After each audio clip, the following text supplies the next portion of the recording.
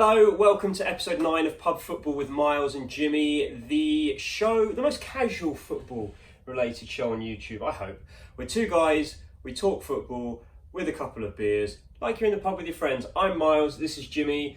Because it's international break, we will be talking all things England again. They just beat Bulgaria 4-0 at Wembley on Saturday. Tomorrow they're taking on Kosovo at St Mary's in Southampton, 7:45 kickoff. Before we get to England though, Jimmy. Yes. First sacking of the Premier League season. Bit early, isn't it? Really early on Saturday. It was really weird. So Watford have got rid of Javi Gracia, and half an hour after they announced that, they announced that Quique Sanchez-Flores is returning. Is back after he was the first manager in the Premier League, wasn't he, for them? Yes. The first season. And he's a very good-looking man as well. Yeah, and got sacked. They said that they're saying that they didn't sack him, but his contract finished. He wanted to stay. Yes. And they didn't keep him. Yeah. Sorry, mate, you were sacked. Yeah, a bit surprising, isn't it? We're only 4 games in. 4 games in, and to be fair, the result against Brighton was poor for Watford. But since then, they've had hard games. They have, and I don't understand why teams cannot wait for sort of 8, 9, 10 games. Just wait.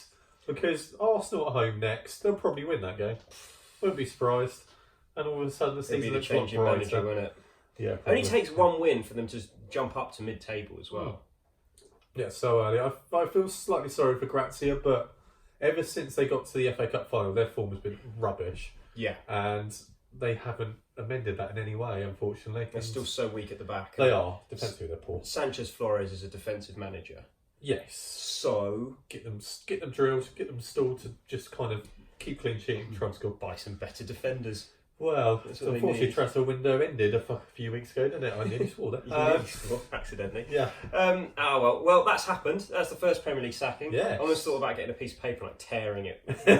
So, R.I.P. Javi Gracia at Watford. He'll be in some weird Spanish job in a few weeks' time, doing really well. He'd be back. He could be back in the Premier League again soon. The sacking. Once it starts, all the other managers start going, ooh. Yes. I'm not the first. Yeah. And the owners are going, oh, I think there's fingers on the trigger now. So that's the start of the merry-go-round. Normally there's only about 5 or 6 clubs in the league that keep their manager from the start to the end of the season. Yeah. So here we go. Alrighty, back to what the show's going to be mostly about today. Well, the rest of the show's going to be about England. Hence all the England shirts that we went through last time. Hence our wig and our sunglasses looking slightly like Ronald McDonald. Yes.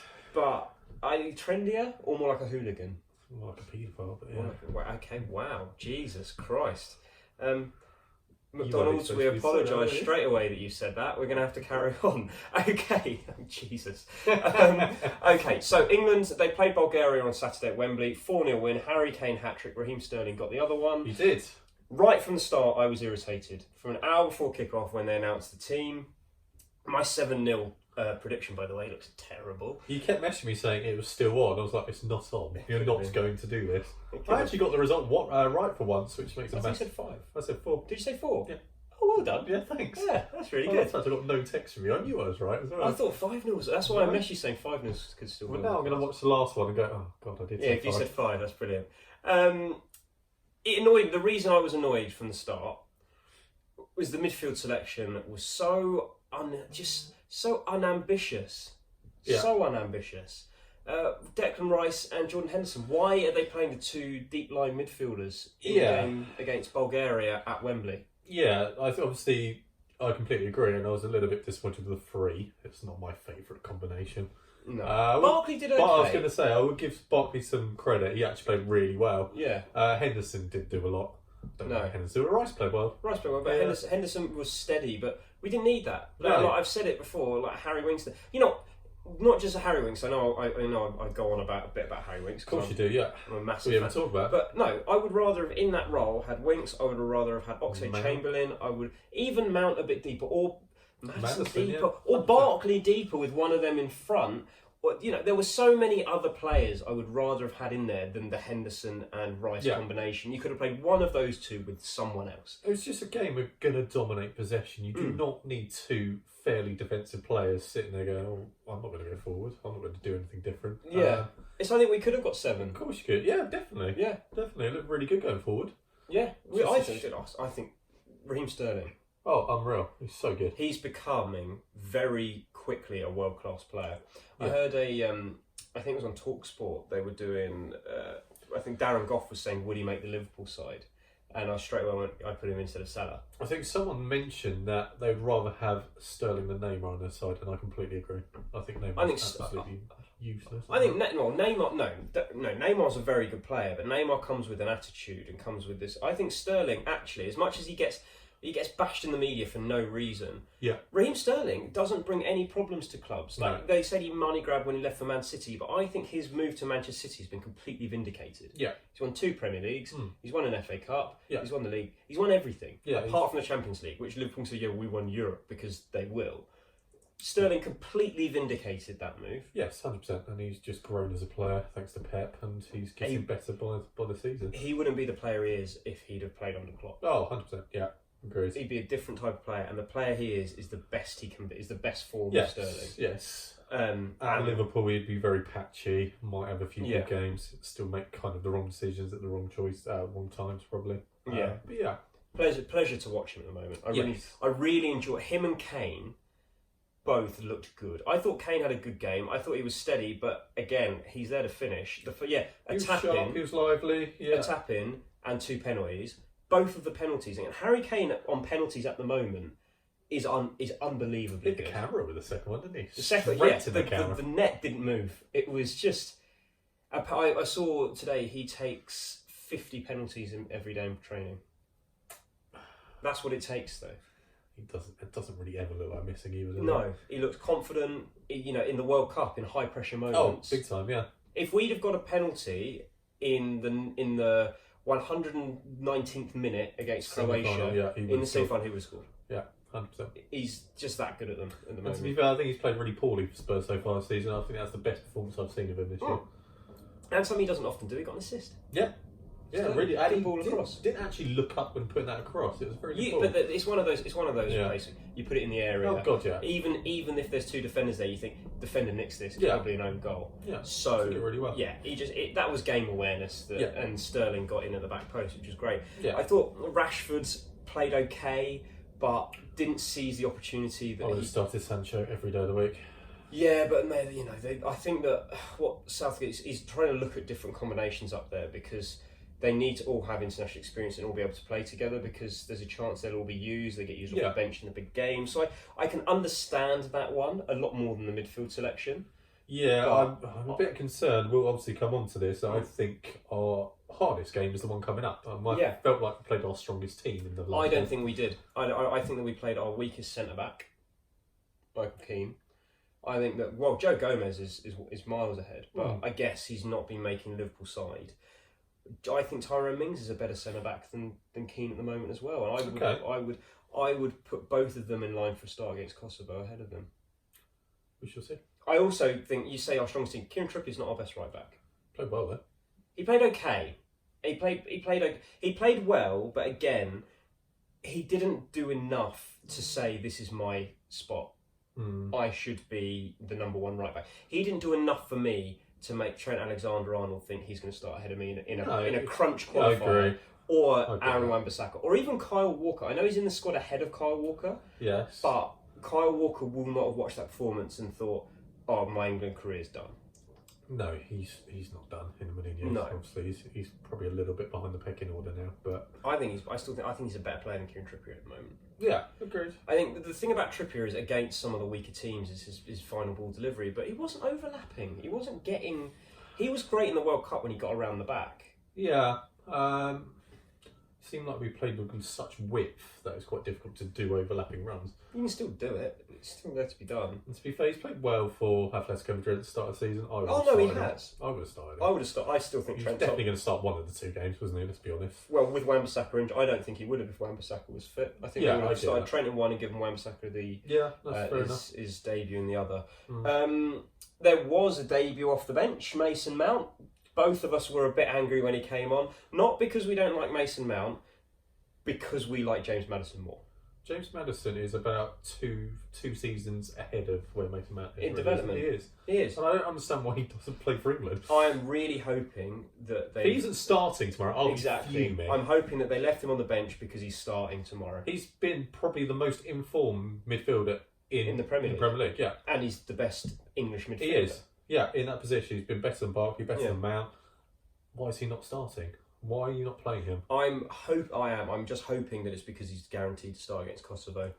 I thought Declan Rice did well. Yeah, Declan Rice did really well. Broke up the play. I tell you who else I thought did well was Danny Rose. I Yeah. thought he got forward well. I still think Chilwell's better. And the thing that lets Danny Rose down is his crossing. It just never seems to find the man. He looks so threatening, so dangerous. He pushes the team forward. He does some really good, nice short passing. Yeah. But when he gets around the outside, his cross just never seems to find the player.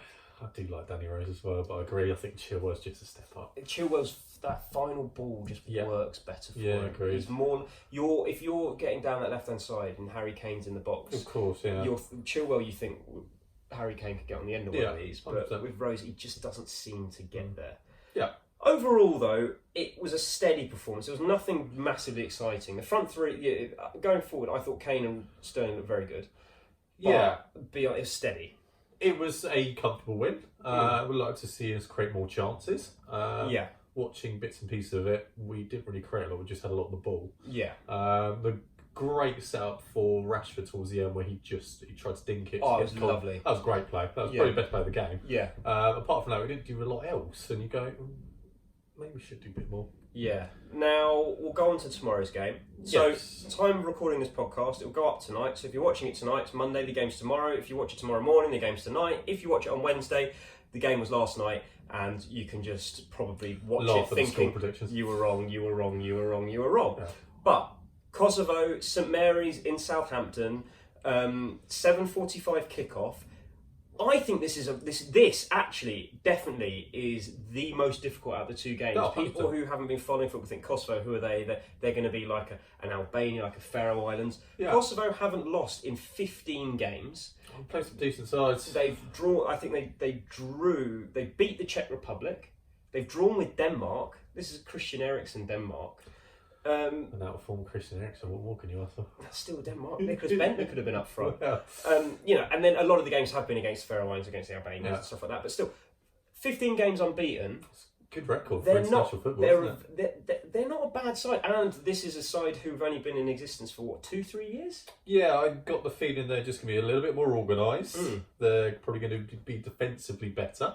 Got a better goalkeeper. Yeah, they do. They've got two. So I think they've got Miric from Man City, who's on loan at Forest. Yes, Forest. I did see that their captain is actually another goalkeeper, so he's not going to be playing. Which isn't a bad thing. Yeah. They got Selena, who plays for Swansea, came through the Man City academy. He's decent, didn't he score against Man United last year? He scored against City. City, that's right. Yeah, in the FA Cup. Yeah. They're going to have players who are a little bit more technically gifted. They're going to create a bit more than Bulgaria did. Bulgaria created. Jordan Pickford made some good saves. Yeah, really good save. To be fair, you're annoyed that he just smashed it at Pickford about a yard away. Just try and place it. But I think Kosovo is actually going to be a difficult game. I also think that going and playing at St Mary's is going to be different because it's a smaller crowd. It's a smaller stadium. I've got the feeling it'll be quite a good atmosphere though. The atmosphere you'd hope would be good because that's the point of taking England on the road is to make the people go. But if the people aren't interested down there, then it's going to be very interesting. Yeah, I always remember back in the day. I think it was England-Turkey. I can't remember where the game was, but it was brilliant. Yeah, they used to play at Old Trafford. They played at Ellen Road. They played at Stadium of Light. They get around. Pride Park for one of them as well. And it's quite nice to see it go around the country. And I think they should do it maybe 3 or 4 games a year. Definitely up north. I don't understand why it doesn't go up north more. Yeah, it's down south. It's not that hard for people from Southampton to get to London. No, of course it's not. Like Brighton, Southampton, the train's only an hour and a half. Yeah, exactly. If you're up in Newcastle. Yeah, agreed. Manchester, not play a game at St James's Park? That'd be brilliant. Or Stadium of Light. Yeah. In Sunderland is a good, very, very good stadium. Yeah.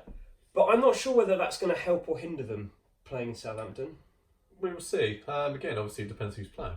Yeah. As you said, I think there's going to be a few changes. There's one player who I think is definitely going to start, and the reason I think he's going to start is because just before we started, the England press conference was on Instagram Live, and it was Gareth Southgate and Jordan Henderson. Generally, normally the captain does the media with him. Like when Does that Eric mean you Dyer think was Kane's not going to captaining. play? I doubt it. I think they probably would have announced. They normally announce Kane will that. 100% be starting. He scored a hat trick at the weekend. And he doesn't let. He's Not relentless. in a million years. He plays those needless friendlies against the rubbish. He'll be playing, but I feel like Jordan Henderson doing the media makes me think he's starting in midfield. Which is already annoying me. But that means I hope that means that they don't play Declan Rice. Oh, God, I think they will. I just don't see if that's the midfield they're building for the Euros. That's a worry. Yeah, if Maddison was at the tip of it, I'm a little bit more like, okay. But I still think that we need a midfielder in between those two. Yeah, I agree. To be able to, against the better sides, to be able to retain possession, we need a better midfielder in next to them. Yeah, Personally, I'd start Winks. I don't rate Henderson full stop. I like his work ethic, I get that, but apart from that... I think he's a player that you keep around the squad because he's a very good leader, he's very good with the young players, he's very good with the players. He's not good enough to play for him. I think he's good enough to do, because he does, like in the Nations League when he came on against the Netherlands, he played quite well and he did all right. And that was next to Rice. And that was next to Rice. When he came on though, when he's fresh legs, to start with, I wouldn't. No, it's going to be such an Arsenal thing to say, but a Wilshere next to Rice would be more. I'd play Winks. Oh, here we go. Better than Wilshere. But yeah, I get you. But I get that player could take the ball and go forward and do something different. Exactly the type of player, and I think it's a real shame that Jack Wilshere's career hasn't blossomed, because and that should, for me, be a Foden potentially in the future who can do a similar thing. Completely agree. They're the types of players we need to be putting in that midfield. 100%. I really, really hope James Maddison starts. Oh, if he doesn't, I'm going to be absolutely fuming. He should start. Thoroughly deserves to start. I hope Sancho comes in. Alexander-Arnold will start. For Rashford, I hope Alexander-Arnold comes in. I actually hope Chilwell starts as well. Yeah. And at the back, I would King's stick with Maguire. No. I think that they'll play Gomez. And I would play Gomez. And if not Gomez, I would honestly put Tyrone Mings in. I think it should be, as you say, Trent, Maguire, Gomez, Chilwell. Yeah. And then I'd go... I think. Let's be consigned that Henderson's playing. Rice, Henderson. I wouldn't go Rice. I wouldn't though. I would go. He is Henderson or Rice, with Winks. Maddison in front. Yep. Sancho, Sterling, and Kane. You would That's have the best Rashford? team. I wouldn't have Rashford. No. I don't think he did a lot of the weekend. I don't think he did a lot, and I'm not really convinced by Rashford as a number 9. I prefer him coming off the left. Yeah. I'm just not convinced he's. I like Kane and even Wilson. For me, they offer that little bit more physical. That little bit more. Agreed. Wilson's quicker and he can run in behind as well. But Kane's the best number 9 in England. Yeah, is he the best number 9 in the world? I agree. Rashford is better out wide, coming in, causing carnage. Yeah, that inside run from the left hand side is where he'll score goals. Yeah. But unfortunately, I think that I prefer Sterling off the left, and Sterling's undroppable. Yeah. And I'd really like Sancho as a right winger. I would start Sancho. 100%. Yeah. So Rashford's the one that misses out, and I sort of think Rashford's going to be one of those nearly men for England. He's never going to be in this first 11. I think his chances almost been. Yeah, I just don't. It's difficult to know where to play him, isn't it? As you say, when you've got Kane up top, it's highly unlikely he's going to play number 9 for many games. And I think by the time Kane finishes, there will be another new young number 9 who's come through and is better. Yeah. So he's one of those. It's just unfortunate. But he'll do a job out wide. He will. He'll get a lot of goals. caps. Yeah, he'll get a lot of caps. Yeah. But I just never see him being the. Unless he has a season where he scores 25, 30 goals this year, he's never going to be quite that big man for England. Sterling's not old. He's only 2-3 years older than him. Yeah, agreed. Sancho's younger than him. Yeah, Hudson-Odoi in the mix. You've got Hudson-Odoi coming through as well, who's younger than him. You've got the Phil Fodens and Reece Nelson's coming in. Eddie Nketiah. Eddie Nketiah. Yeah, there's so many players that are coming through that I think even Tammy Abraham as a centre forward is coming through. Yeah. There's so many players. And the main one, Dominic Solanke's coming. Dominic Solanke ever gets another England cap. Oh, amazing. He's dreadful. He's never going to... I think Dominic Solanke's not going to make it the grade as a Premier League striker. I think he's going to be like Liam Moore. He's already not making the grade, is he? No, he still hasn't scored a goal yet. No. Oh, maybe one for Liverpool. For Liverpool, that's got for Bournemouth. No, though, but he barely played. I think he's going to be like, not Liam Moore, the young one. Oh, no, Liam Moore. There was Stephen Moore and Liam Moore, or was it Luke Moore? One of them. Must be a lot of Jordan Ibe. There's so much hype about him, and he's done nothing. Yeah, that's what I think Solanke's going to be. Back to England, Kosovo. Yes. With Kosovo, you said you recognise a couple of the players. I do. They play for bigger clubs than Bulgaria. They do. A few of the names were decent, yeah. They've shown their best in Bulgaria because they've actually beaten Bulgaria recently. 3-2 away. To beat Czech Republic, that's a really good result. They beat the Czech Republic as well, but they beat Bulgaria 3-2 away in Bulgaria. For me, that makes me think that Kosovo... Well, I think that they are a better side. Who else is in our group? Who are the other challengers in our group? I can't even remember. Have we got the Czech Republic? Yeah, I think Czech Republic. We beat them 5-0 I actually home, think Kosovo are an outside chance to qualify. We must have another decent side. This is really bad. I think we've got a really easy group. I don't believe Czech Republic are the second best team in our group. Surely there's someone better than that. I can't think of anyone. I don't even know who's in the group. No, I've forgotten. I'm completely blanking. I've got Bulgaria, Kosovo, and Czech Republic. There's definitely one more team. Albania, maybe. It's a team like that. I'm thinking the teams that Kosovo have played. Iceland? No. No, Iceland. That was long ago. I think France's group. I honestly think Kosovo are an outside chance to... Because the top two go through automatically, got to remember. Yeah, this is and the third team go... but the third team go in the playoffs. Yeah. I'm fairly sure we got a walk We group. did, We got but there is another team in that group. We probably already played them. Quite embarrassing. I think it's Czech Republic was the team that we saw. We don't have a group of 4 though, do we? A group of 5. There's another team there. Yeah, and I think it's a really bad team. Yeah. I think it's like a San Marino or Faroe. It might even be the Faroes. It's a really bad team. It's not Faroes. I saw Spain beat the Faroes. I don't know. It's fine. And that's why Kosovo haven't played anyone good. So I'm looking at the teams that they played. It is Czech Republic's, the Albania they played a couple of times, Denmark's. Yeah. They're the teams they played. I really think that... I think Kosovo might qualify. It'd be great to see it, wouldn't it? I think it's going to them. And they're on such a good run. And as you say, anything could happen tomorrow if we don't start very well. If they nick a goal, big time. It'd be very hard to break them down. As you say, it's not Wembley. Crowd might not quite be with them, but we'll see. Yeah, we've sort of stuttered to the end of this. Yeah, I'm thinking of a European map at the moment. Going, who is in our group? You know what? I'm going to get my phone. Yeah, I'm actually going to get my phone. It's really annoying me. Annoy me. I'm going to get my phone. And we're both going to sit here and go, oh yeah. Let's have a look. Let's have a look. England's European qualifying group. I've got to feel it's something half decent. I don't think it is, and that's the thing. I just don't think. Table. UEFA Championship qualifying. We've just got to find England, Kosovo, Czech Republic, Montenegro, Bulgaria. There we go. But it's Montenegro. Kosovo are second. They got 7 points. 2 wins, 2 draws, no losses. I thought Montenegro are better than that. So that's a good start. And they've drawn 2 and lost 2. I honestly think Kosovo are going to qualify. I think they're our nearest threat, and I think that just a bit like 8 games. Yeah, halfway there already. Yeah. A bit like when.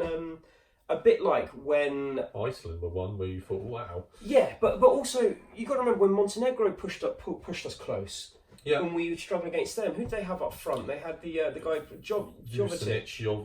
Yeah, decent side. And you look at. I think Kosovo are that team. I think they're gonna. I think they might get second. They might not just qualify, but qualify automatically. And then you send Bulgaria or Montenegro or the Czech Republic into the rate you go. No, I don't rate Czech Republic at all. I think it's terrible. Montenegro, as you say, I thought we were going to do better in our group than they are.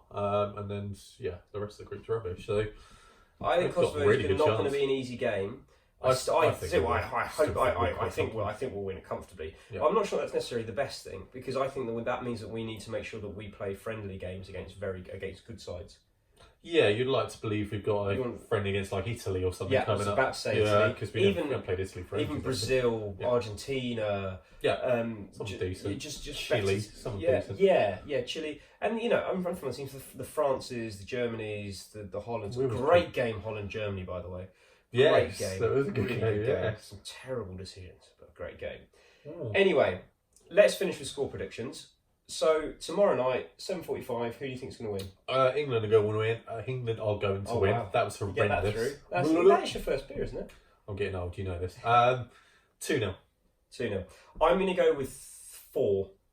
Here we go. I went 7 last time. I think we're still going to do it because I think if we nick an early goal, they'll come at us, and I think we'll win. Yeah, I've got a feeling it's going to be very tight, and we might nick a goal just for half time, and then get another one early second half, and we're job done. Yeah, and just go right. I just don't want Southgate to be too conservative. I really don't. It's No, really we should be annoy going me. for it. Yeah, But we shall see. I think 2-0, 4-0. Yep. And the last thing to say is, this is actually the last time Jimmy Livingston is going to appear on pub football in his 20s. We're about 3.5 hours to your 30th birthday tomorrow. You're making on the it day of the sound game. more depressing by the It's minute. amazing. Thank you very much. So, from the pub football family, happy birthday. I think Thank you, everyone. Yeah, I know you didn't. Dirty 30, it's on the way. It's Dirty feeling good. 30, Dirty yeah. 30, Can't it's wait going to be for it. fantastic. So, the last thing left to say, happy birthday, Jimmy, and cheers! Cheers.